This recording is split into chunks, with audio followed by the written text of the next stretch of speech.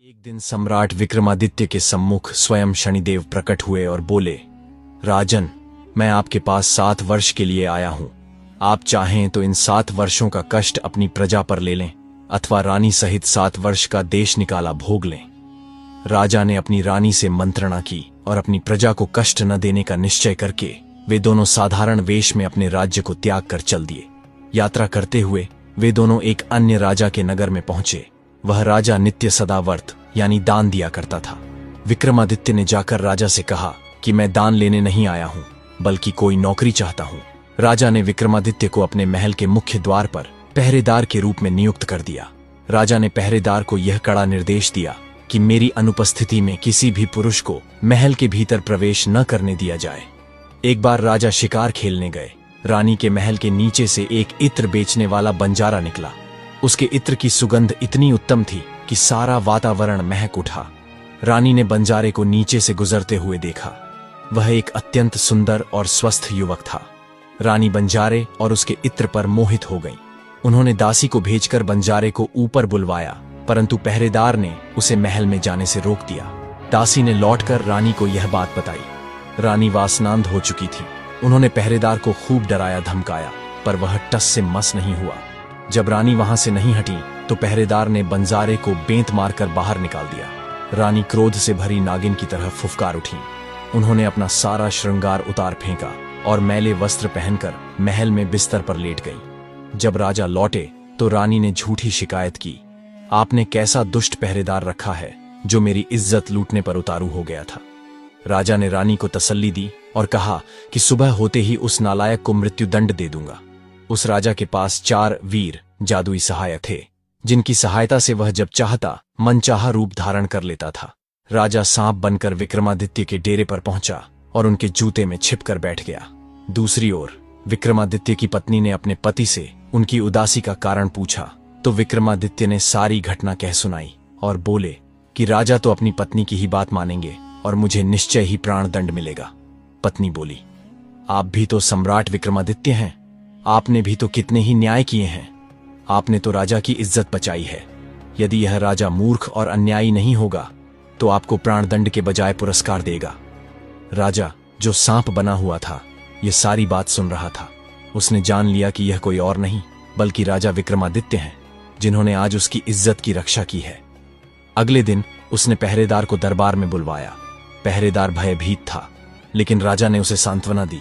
फिर उसने दरबारियों से प्रश्न किया कि यदि कोई व्यक्ति किसी की इज्जत बचाए तो उसे क्या मिलना चाहिए। आज इस पहरेदार ने मेरी इज्जत बचाई है, अतः इसे क्या पुरस्कार दिया जाना चाहिए। किसी दरबारी ने कहा कि उन्हें 2 गांव दिए जाने चाहिए, तो किसी ने 4 गांव देने की सलाह दी। राजा ने मन ही मन विचार किया कि विक्रमादित्य तो मुझसे भी बड़े सम्राट हैं और उनके पास मुझसे अधिक राज्य है, तब भला इन्हें यह छोटे से उपहार कैसे दिए जाएंगे। अंत में गहन सोच विचार के बाद उसने अपनी पुत्री का विवाह राजा विक्रमादित्य से करने की घोषणा कर दी। विवाह संपन्न हो गया। कुछ दिनों उपरांत विक्रमादित्य ने सोचा कि मैं तो देश निकाला भोगने निकला हूं, परंतु यहां तो अपने घर से भी अधिक सुख में हूं, अतः उन्हें यहां से किसी अन्य स्थान पर प्रस्थान करना चाहिए। उन्होंने राजा से कहा कि मैं अब दूसरी जगह जाऊंगा। राजा ने कहा कि आपको जो भी वस्तु चाहिए वह मुझसे मांग लें। विक्रमादित्य ने उत्तर दिया कि कल मांगूंगा। विक्रमादित्य ने यह बात अपनी नई रानी से कही तो उसने सलाह दी कि मेरे पिता के पास 4 वीर हैं, आप वे ही मांग लेना, परंतु पहले उनसे पक्का वचन ले लेना, नहीं तो वह किसी भी स्थिति में अपने वीर नहीं देंगे।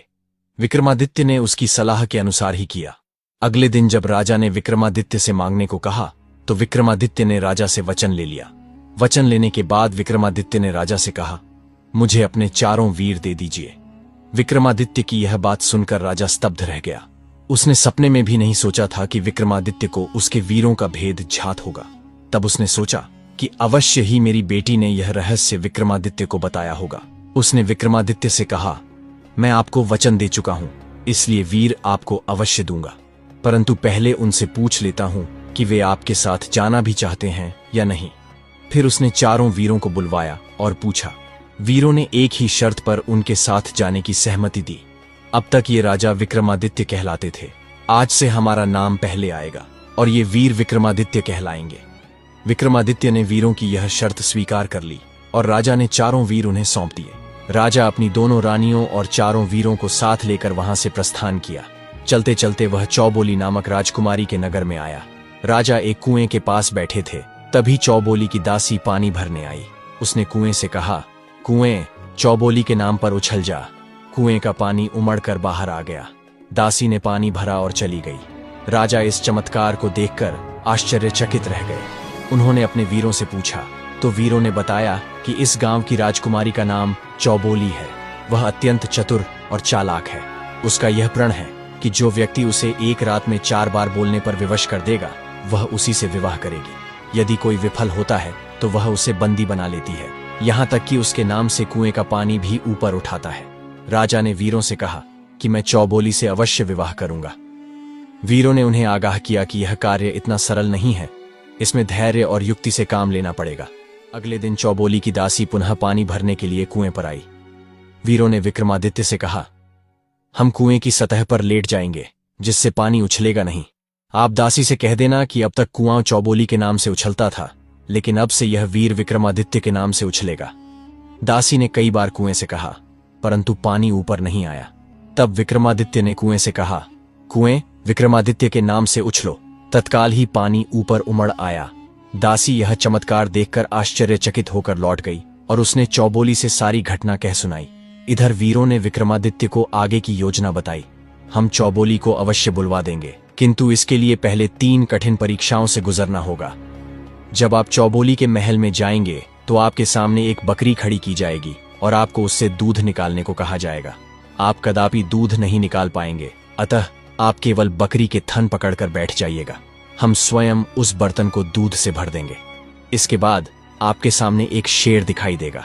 वह शेर दिखने में यद्यपि असली जैसा ही होगा, परंतु वास्तव में वह नकली शेर है। आप उससे जरा भी भय न करना और निधड़क आगे बढ़ जाना। आगे जाने पर आपको पानी का एक दरिया दिखाई देगा, परंतु वास्तव में वह चौबोली द्वारा महल पर लगाए गए एक बड़े शीशे की करामात है। वहां पानी की एक बूंद भी नहीं है, अतः आप निडर होकर आगे बढ़ते जाना। वीरों ने अंत में कहा, चौबोली आपसे कदापि नहीं बोलेगी। हम चारों उसके ढोलिए मतलब पलंग या पालना, दीपक, झारी यानी सुराही और हार में अदृश्य होकर प्रवेश कर जाएंगे और चौबोली को बोलने के लिए विवश करेंगे। राजा वीरों द्वारा बताई गई युक्तियों के सहारे चौबोली के महल में बिना किसी बाधा के पहुंच गए। रात्रि का पहला पहर आरंभ हुआ। राजा ने चौबोली को बुलवाने के लिए हर संभव प्रयास किया, परंतु उसने अपने होंठ तक नहीं हिलाए। तब राजा ने पलंग से कहा, ढोलिए, तू ही कुछ बोल जिससे यह रात किसी तरह व्यतीत हो।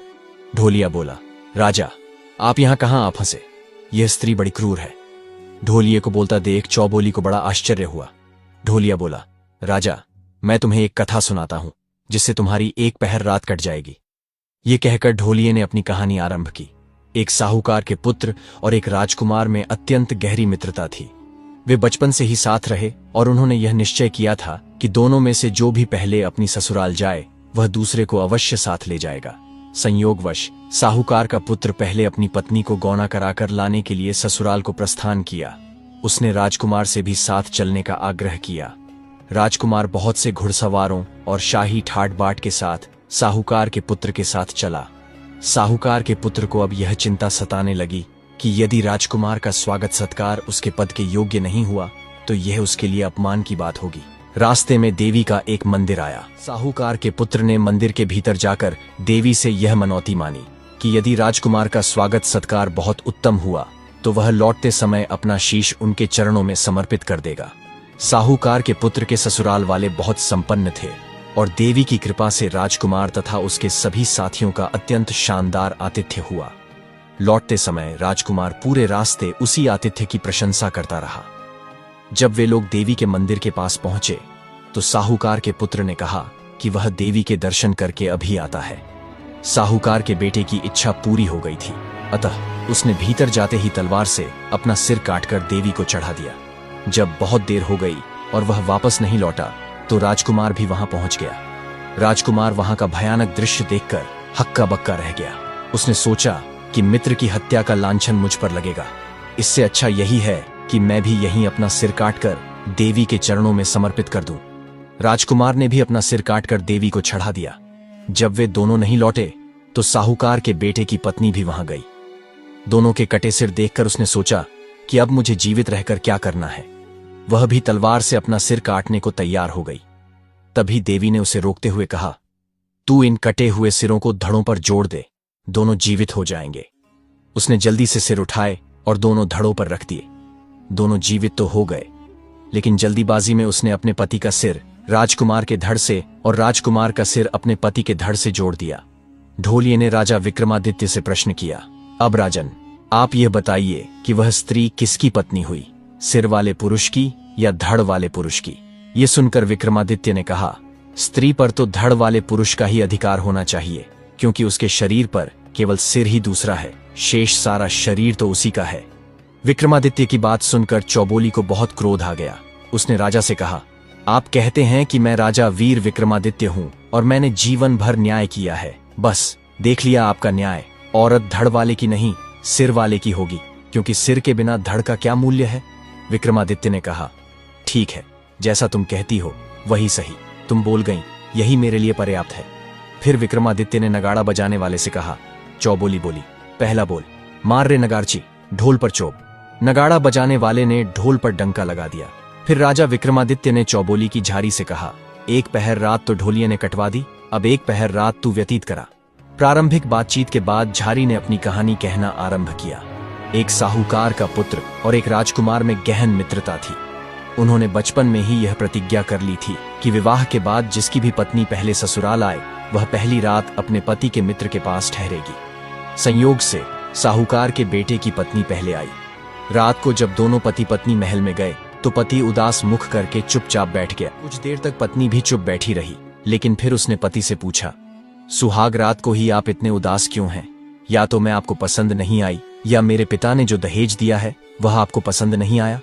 तब साहूकार के बेटे ने अपनी पत्नी को सारी बात बताई। इस पर वह बोली, आप इसकी चिंता न करें, मैं सारी रात आपके मित्र के पास हो आऊंगी। यह कहकर वह मिष्ठान का एक थाल सजाकर और हाथ में चौमुखा दिया लेकर राजकुमार के महल की ओर चली। रास्ते में उसे 4 चोर मिले। चोरों ने उसे पकड़ लिया। उन्हें लगा कि उन्हें सुंदरी और सोना दोनों मिल गए। स्त्री ने उनसे कहा, मैं अपने पति का एक कार्य सिद्ध करने जा रही हूं, लौटते समय आप जैसा कहेंगे मैं वैसा ही कर लूंगी। पहले तो चोरों ने उसकी बात नहीं मानी, परंतु उसके अधिक विश्वास दिलाने पर चोरों ने उसे जाने दिया।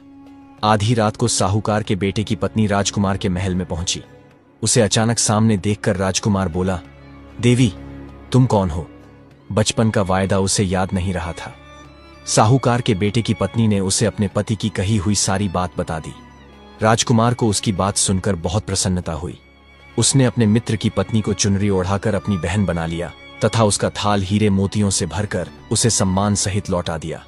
साहूकार के बेटे की पत्नी वहां से चलकर चोरों के पास आई और उनसे कहा, अब चाहो तो मुझे लूट लो।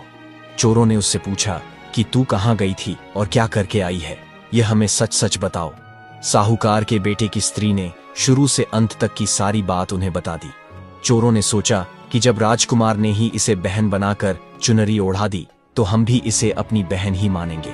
आपस में सलाह करके उन्होंने अपने पास जो कुछ भी धन था वह देकर उसे अपनी बहन बना लिया और उसे अपने घर जाने को कह दिया। झारी ने राजा विक्रमादित्य से प्रश्न किया, अब राजन, आप यह बताइए कि इसमें नेक नियति किसकी रही, चोरों की या राजकुमार की? राजा ने कहा, भलमनसी तो चोरों की रही। इस पर चौबोली फिर झुंझलाकर बोली, भलमनसी तो राजकुमार की रही, क्योंकि उसने पत्नी रूप में प्राप्त हो सकने वाली सुंदरी को अपनी बहन बना लिया। विक्रमादित्य ने कहा, जैसा तुम कहती हो वही सही। यह कहकर उसने नगाड़ा बजाने वाले से कहा। चौबोली बोली, दूसरा बोल, मार रे नगारची, ढोल पर चोब। नगाड़ा बजाने वाले ने ढोल पर दूसरी बार डंका लगाया। जब दोपहर रात व्यतीत हो गई तो विक्रमादित्य ने दीपक से कहा कि रात्रि का तीसरा पहर अब तुम ही कटवा दो। तब दीपक ने अपनी कहानी कहना शुरू किया। एक ब्राह्मण का पुत्र और एक साहूकार का पुत्र आपस में मित्र थे। जब वे दोनों युवा हुए तो अपनी अपनी पत्नियों को लाने के लिए साथ साथ ससुराल को प्रस्थान किया। जब वे दोनों एक ऐसे स्थान पर पहुंचे जहां से उनके रास्ते अलग अलग हो जाते थे तो दोनों ने यह समझौता किया कि जो भी पहले अपनी पत्नी को लेकर यहाँ लौटेगा वह दूसरे के आने तक यहीं उसकी बाट देखेगा। यह कहकर वे दोनों अलग अलग हो गए। ब्राह्मण का पुत्र अकेला था, जबकि साहूकार के पुत्र के साथ एक नाई भी था। साहूकार का पुत्र जब ससुराल पहुंचा तो उसका बहुत सत्कार हुआ। नाई चिलम पर आग रखने के लिए हवेली के भीतर गया तो स्त्रियों ने आपस में बातचीत की। एक ने पूछा कि हमें खातिरदारी नाई की अधिक करनी चाहिए या जमवाई की। दूसरी ने कहा, यदि जमवाई की खातिरदारी न भी हो तो भी वह जाकर किसी से कुछ कहेगा नहीं, इसलिए नाई की खातिरदारी ही अधिक होनी चाहिए, जिससे वह सबके सामने हमारी बड़ाई करे। उन्होंने वैसा ही किया। जमवाई बाबू को किसी ने पूछा भी नहीं और नाई की बड़ी सेवा की गई। इससे साहूकार के पुत्र को बड़ा कष्ट हुआ। उसने अपने पिता की ओर से एक चिट्ठी लिखी कि घर में तकलीफ हो रही है, इसलिए बहू को फौरन भेज दिया जाए। दूसरे दिन सवेरे ही साहूकार के लड़के ने अपने ससुर को चिट्ठी दे दी। ससुर ने उसी क्षण दामाद और बेटी को रथ में बिठाकर विदा कर दिया। रास्ते में नाई साहूकार के पुत्र से छेदखानी करता जाता था कि जमवाई बाबू की मेहमान नवाजी अधिक हुई है या नाई की। इससे साहूकार के लड़के का क्रोध और भी बढ़ गया। चलते चलते वे एक तालाब के पास पहुंचे। पत्नी ने जान लिया कि उसका पति अत्यंत भूखा है, इसलिए उसने एक थाल में मिठाई भरकर उसके सामने रखा। लेकिन पति तो बहुत नाराज था।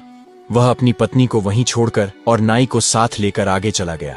पत्नी ने उसे रोकने की बहुत चेष्टा की, लेकिन वह नहीं रुका। जब वे दोनों चले गए तो पत्नी ने रथ के बैलों से कहा कि जहां से आए हैं वहीं चलो। रथ वापस चल पड़ा, लेकिन बैल दूसरे रास्ते पर मुड़ गए और रथ एक अनजान नगर में पहुंच गया। वहां साहूकार की पुत्री एक फूलों की मालिन के घर ठहर गई।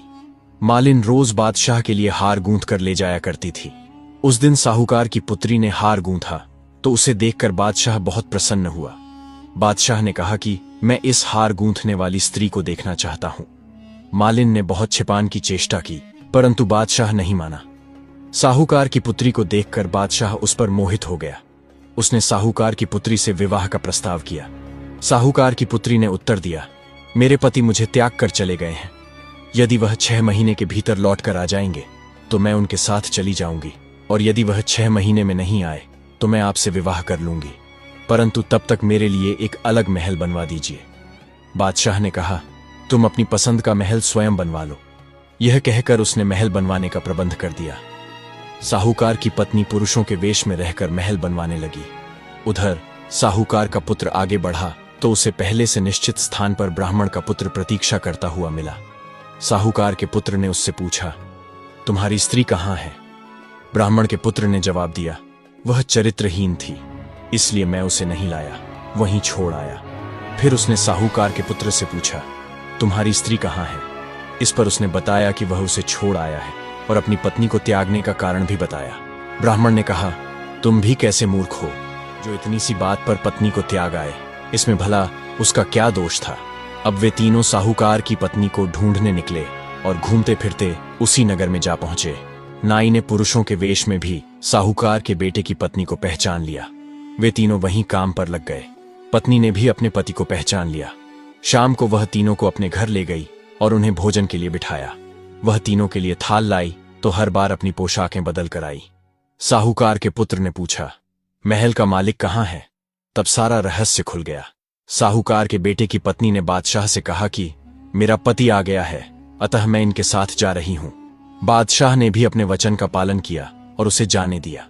दीपक ने राजा विक्रमादित्य से प्रश्न किया, अब राजन, आप यह बताइए कि इसमें नेक नियति किसकी रही? राजा बोले, इसमें भलमनसी तो साहूकार के लड़के की ही रही कि उसने अपनी त्यागी हुई स्त्री को फिर से अपना लिया। राजा की बात सुनकर चौबोली फिर उत्साह से बोली, राजा वीर विक्रमादित्य, क्या तुम सदा ऐसा ही न्याय करते रहे हो? इसमें भलमनसी तो वास्तव में साहूकार के लड़के की पत्नी की थी, जो अकारण त्यागी जाने पर भी अपने सत पर कायम रही।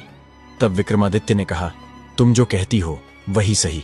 फिर उसने नगाड़ा बजाने वाले से कहा, चौबोली बोली, तीसरा बोल, मार रे नगारची, ढोल पर चोब। अब रात्रि का चौथा पहर आरंभ हुआ तो विक्रमादित्य ने चौबोली के हार से कहा कि 3 पहर रात तो व्यतीत हो गई है, अब चौथा पहर तू ही कटवा दे। इस पर हार ने कहना शुरू किया, एक ब्राह्मण, एक खाती, एक दर्जी और एक सुनार, ये चारों मित्र थे। वे चारों कमाने के लिए निकले। रात हो गई तो 3 आदमी सो गए और खाती का पुत्र पहरा देने लगा। उसने 1 पहर तक पहरा दिया और इस बीच उसने लकड़ी की एक सुंदर पुतली बनाकर खड़ी कर दी। फिर दर्जी का पहरा आया, उसने पुतली को सुंदर वस्त्र पहना दिए। 2 पहर रात बीत गई तो सुनार का पहरा आया। सुनार ने पुतली को सुंदर सुंदर आभूषणों से सजा दिया। अंतिम पहरा ब्राह्मण का आया। उसने देखा कि एक सुंदर पुतली आभूषणों और वस्त्रों से सजी खड़ी है। ब्राह्मण ने अपने मंत्र बल से पुतली में प्राण डाल दिए। सवेरे चारों झगड़ने लगे। उनमें से हर एक यही कहता था कि यह मेरी पत्नी है। हार ने राजा विक्रमादित्य से प्रश्न किया, अब राजन, तुम ही बताओ कि वह किसकी पत्नी बने। राजा ने कहा, खाती ने पुतली को बनाया था, इसलिए वह उसी की पत्नी बननी चाहिए। इस पर चौबोली फिर बोल उठी, खाती ने उसे जन्म दिया था, अतः वह उसका पिता बन गया। वर पक्ष वाले जब विवाह करने जाते हैं तो वधू के लिए आभूषण ले जाते हैं। सुनार ने पुतली को आभूषण पहनाए, अतः वही उसका पति हुआ। इस पर विक्रमादित्य ने कहा, यही सही। फिर उसने नगाड़ा बजाने वाले को पुकारा। चौबोली बोली, चौथा बोल, मार रे नगारची ढोल पर चोब। चौबोली 4 बार बोल चुकी थी, अतः शर्त के अनुसार राजा वीर विक्रमादित्य से उसका विवाह हो गया। राजा ने सारे कैदियों को मुक्त करा दिया। उनके देश निकाले की अवधि भी पूरी हो गई और वह तीनों रानियों को साथ लेकर अपनी नगरी में आ गए। यह पूरी कहानी हमें सिखाती है कि साहस, सत्य, बुद्धिमत्ता और न्याय, इन चारों का रास्ता हमेशा अंत में सम्मान दिलाता है। राजा विक्रमादित्य ने 7 साल का कष्ट झेलने का निर्णय लिया, लेकिन किसी भी परिस्थिति में अन्याय के आगे सिर नहीं झुकाया। उन्होंने हर जगह कर्तव्य निभाया, कठिन परीक्षाएं पार की, क्रोध या भय के बजाय समझदारी से फैसले किए और हर स्थिति में सत्य व धर्म का साथ दिया। इसी कारण अंत में उन्हें सम्मान, विजय और सुख प्राप्त हुआ। दूसरे राजा की राजकुमारी पत्नी के रूप में सम्मान मिला और 4 वीर मिल गए। चौबोली जैसी चतुर और परख करने वाली रानी मिली और उनका देश निकाला समाप्त होकर वे फिर अपने राज्य लौट आए। अंत में जो व्यक्ति धर्म को अपने जीवन का आधार बनाता है, न्याय को अपनी शक्ति बनाता है, बुद्धि को अपना मार्गदर्शक बनाता है और सत्य को अपना साथी बनाता है, उसे जीवन में आने वाले बड़े से बड़े दुख भी अंत में सम्मान, सफलता और सुख में बदल जाते हैं। कष्ट अस्थायी है, पर चरित्र और सत्य स्थायी, और इन दोनों की जीत निश्चित होती है। तो यह थी राजा वीर विक्रमादित्य और चतुर राजकुमारी चौबोली के न्याय और बुद्धिमत्ता की अद्भुत लोक कथा। अगर आपको यह कहानी पसंद आई हो तो इस वीडियो को लाइक करके हमें बताएं, अपने परिवार और दोस्तों के साथ शेयर करें और ऐसी ही ज्ञानवर्धक और रोचक लोक कथाएं सुनने के लिए हमारे चैनल को सब्सक्राइब करना बिल्कुल न भूलें। जय श्री शनिदेव। मिलते हैं अगली कहानी में।